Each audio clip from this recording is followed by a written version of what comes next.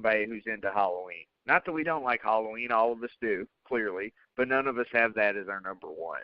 So, it's nice to have a little bit of... But it was a pleasure to have Ray on. Ray's always a great always, great guest. Dude. The post that I replied to that I mentioned earlier was about the situation he posted about Jason Van Dyke and LaFawn McDonald, the whole situation, police use of force, and I think him being a retired police, officer, someone that's been involved with it, he really was able to put a viewpoint on there that was really grounded in reality. And, someone that's, I'm a survivor of domestic violence, so that was, reading that blog, reading that post was really, really powerful and emotionally, draining for me, but it needed to be read, and I recommend it to anyone else.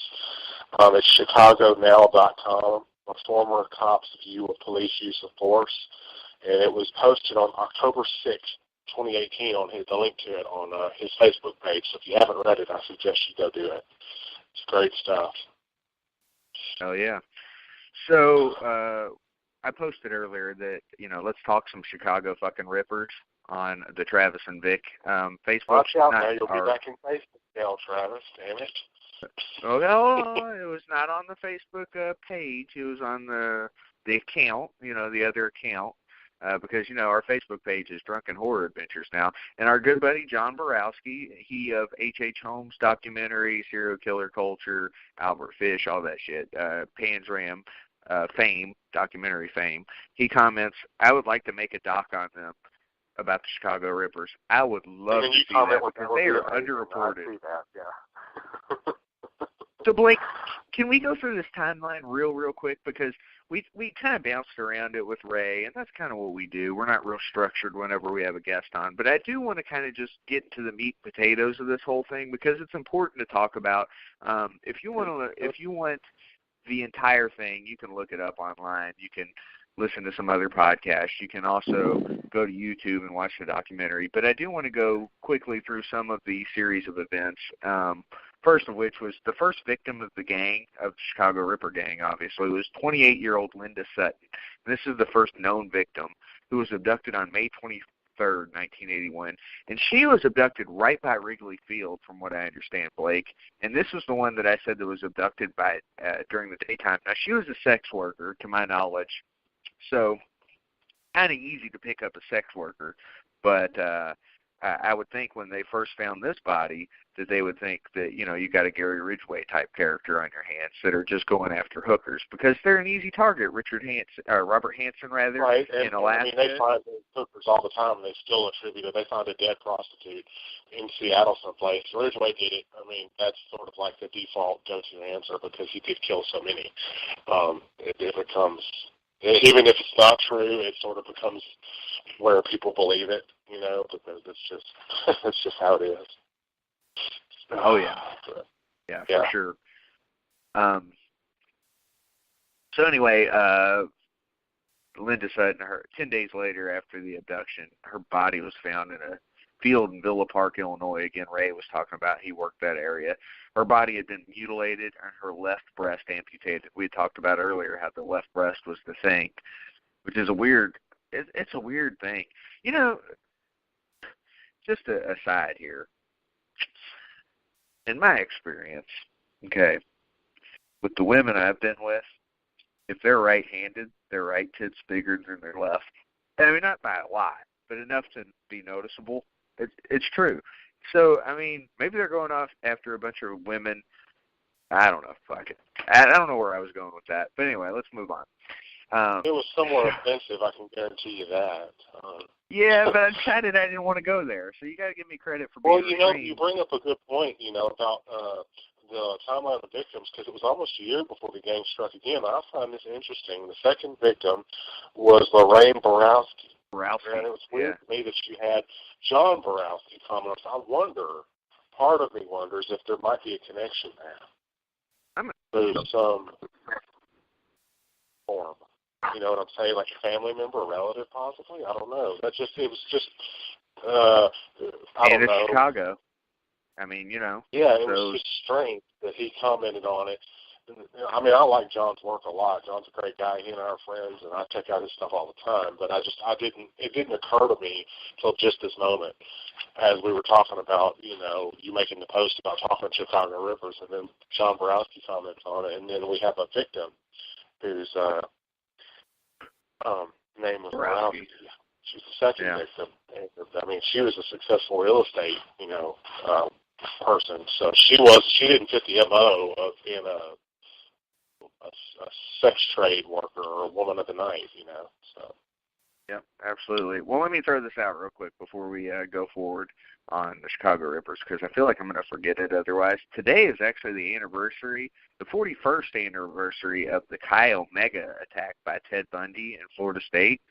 So throwing that out real quick, and then there's another anniversary today, and I think it was the Black Dahlia murder. So, yeah. Interesting day. Elizabeth Short, a.k.a. Black Dahlia, is found by a woman walking with a 3-year-old daughter. So maybe it wasn't the day she was killed, but 1947 on this date. So just a wild date in American history, true crime history. Anyway, let's move on past Borowski. But yeah, I mean, her body was discovered 5 months later. It was a cemetery in Clarendon Hills. This is the one, I think. She was buried in a shallow grave, wasn't she? Borowski, that is. I think so, yes. She was buried, and there was such a decomposition on her that they couldn't really know what was, I guess, the cause of death per se. But she had been, out there for a period of time, And they had a habit of dumping the bodies. They had a habit of dumping the bodies out in wooded areas, and people were finding them. At one point, there was a victim that was found by someone who was collecting cans underneath the bridge, and they found the body. So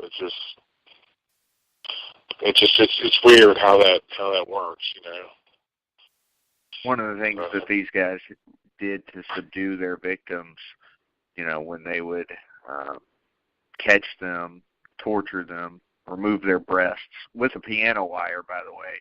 They would wrap it around their breasts and just, again, this is disgusting to talk about. Anyway, they would wrap it around their breasts and just twist and twist and twist until the breast came off. It was that's just vile to talk about. I'm not even a woman. Anyway, one of the things that they would do is they would shove pills down their throat to kind of subdue them. Just horrifying shit, man.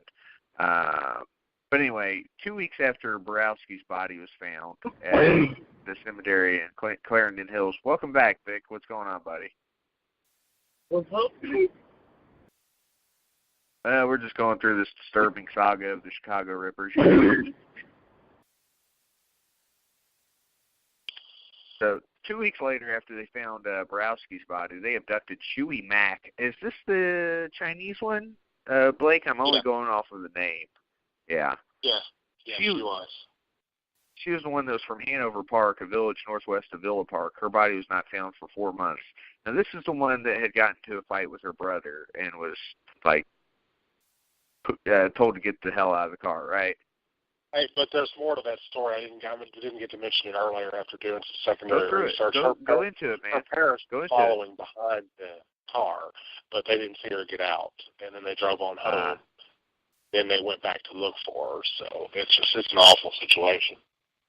Think about the timing of all that. The timing had to be perfect for this to actually happen. You know what I mean? That's kind of my belief system of, when your time's up, man. And it was her day. It's fucking sad, but it was. Think about all the circumstances that had to be perfect for it to have happened. Fucked up.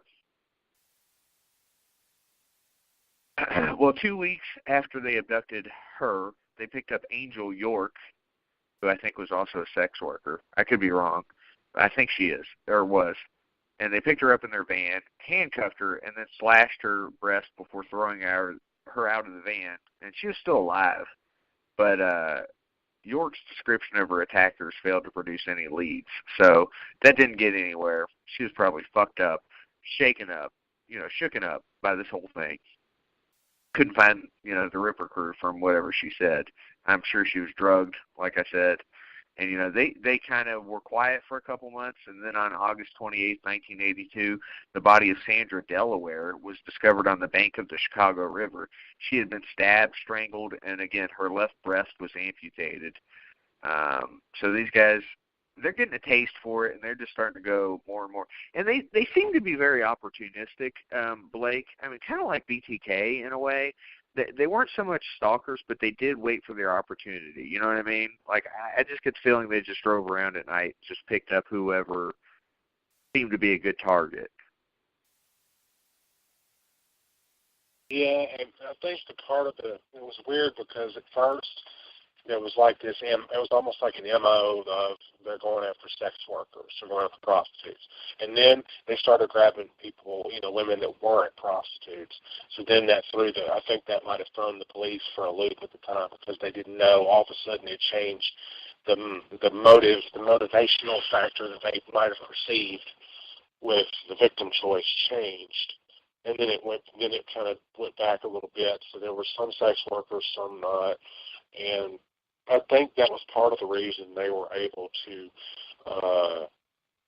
I guess, elude capture for a point in time because, again, one, the police weren't sure it was the work of more than one killer there for a while, and two, the changing of the victim choice.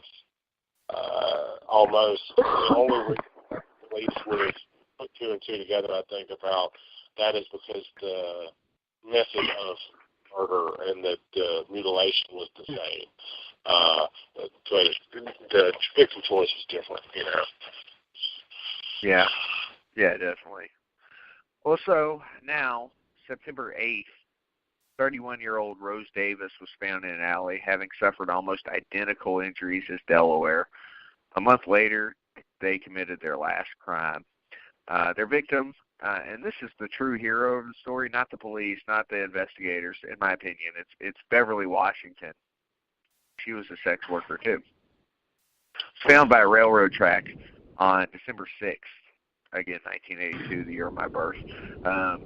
In addition to other injuries, her left breast had been amputated, and her right breast was severely slashed. She survived the attack, and she gave fucking amazing descriptions of her attackers and the van that they had used to abduct her. Like she talked about how there was a feather hanging from the rear view mirror, that they had a roach clip, and all these things. Like it was a red van, and basically it led to their capture. Gecht was first arrested. He had to be released because police had little evidence connecting him to the crimes. But after further investigation, police discovered in 1981, as Ray mentioned earlier, they had rented a room in a motel along with three friends, each with adjoining rooms. And, of course, the three friends that we talked about, Thomas Cocorellis, Andrew Cocorellis, and Edward Spreitzer. The hotel manager said that they had held loud parties and appeared to be involved in some kind of cult. Vic, would you agree that there's probably a good possibility that back in the day that people probably thought that we were involved in some sort of cult at my house here, the Waycross Sanitarium? Oh, I guarantee you, man, because the way, because it's like an every weekend thing. We did the same shit every weekend. Fuck, dude, it wasn't always the weekend. Yeah, hell, last time it was on a Wednesday. And I was always like 3 times a week. In the front yard. Yeah, so I guarantee you that some people thought some fuck shit was happening. Oh, yeah, especially when we started a fire in the backyard and I was burning shit. That was funny. Yeah. And like although I don't think you made it outside for on the porch. I didn't. I made it outside afterwards because, like, I got a second wind after I threw up on my wild turkey. Yeah, and went through my wall. Let's not forget. Yeah, well, I got pushed through the wall that night. Well, we should dedicate it in your honor. I need to put, like, Vic was here or something on that broom closet. I agree, Just yeah. to remember you by. Like, y'all big work of me or something. Yeah. Well, anyway, the police tracked down the other men, Spreitzer and the Cocorellis brothers. when they were interrogated, Thomas Coker Ellis, he's a retard. Let's face it, this dude was like legit a retard. I mean, I can try to be sensitive about it, but Thomas Coker Ellis was a